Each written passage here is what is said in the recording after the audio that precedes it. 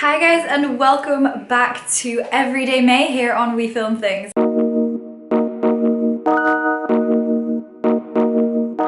I really hope you can hear me because my friends are having a ball next door. As you may or may not know, we are in the process of uprooting our lives and moving from London to Manchester. That's about 300 miles, 200 kilometers, and about 4 hours on the road. So it's a pretty big mission, to be honest. It's our first big move since uni, and it has been a learning curve to say the least. So in today's video, we are sharing some of the lessons that we have learnt during the process. Also, I'm so sorry that this one's a little bit late. I know it's day 3 of Everyday May and we're already failing, but we didn't plan very well around the whole travel situation and uploading things in between, so sorry about that. But let's get into it. So the first thing we've learned is just the sheer amount of crap that you accumulate whilst you're living in a place.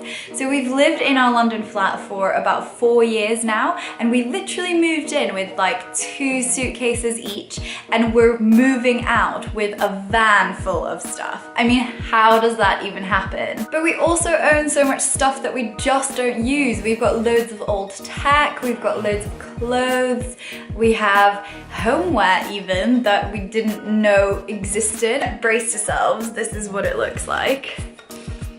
Look at this room, oh my god, so much stuff. We have been on a mission to give things away to friends, give things away to charity, sell things online. In our new place, I am definitely aiming to just minimize the amount of things that we own because it is such a pain, such a burden, and we just need to not own so much material stuff. Moving can be pretty darn expensive, so whatever you can do yourself is an absolute bonus. So in this process, I have become a DIY superhero, if I do say so myself. We found ourselves painting walls, fixing light switches.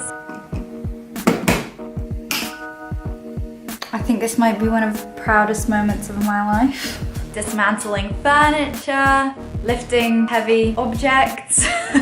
You get a sense of satisfaction as well from doing things yourself. So Jack was most excited about hiring a van and getting to drive it. Somewhat disconcertingly, he's actually better at driving the van than he is at driving our own car. It is entirely possible that he has a secret past life as a truckie. I, on the other hand, confirmed my suspicion that van life is probably not for me, despite the Instagram potential. I think the next one is pretty much universal for all kind of bigger projects, but it's just not to underestimate the amount of work that you need to do. Because it's easy to think that you can just put everything into boxes and put it in a car and sail into the sunset, but that is absolutely not the case. There's so much admin that needs to be done. Coordinating, moving out of your current apartment with starting things in your new place. God, I've only got 2 days left here, and look at the state of this place.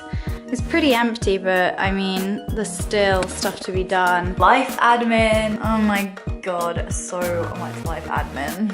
Anyway, there is a lot. We've been moving for, I would say, about 2 months now. Like, it's taken us 2 months to really get to a point where everything looks like it might be sorted. And finally, after all of that hard work, it is so important to remember to celebrate. Give yourself a little pat on the back, pop open a champagne, do a little jig, but you know, tell yourself you've done a good job because it's a bit of a mission. I mean, the ordeal isn't quite over for us yet. We still have loose ends to tie up. We're still moving in. Our new apartment has no furniture in it. We're still trying to sort that out, but it does feel good to have a good chunk of the work done. Those are kind of the main lessons we've learnt from the moving process. I also want to say thank you to those of you who have left suggestions of videos for Everyday May for us in the comments below. They're so helpful, and we'll definitely be filming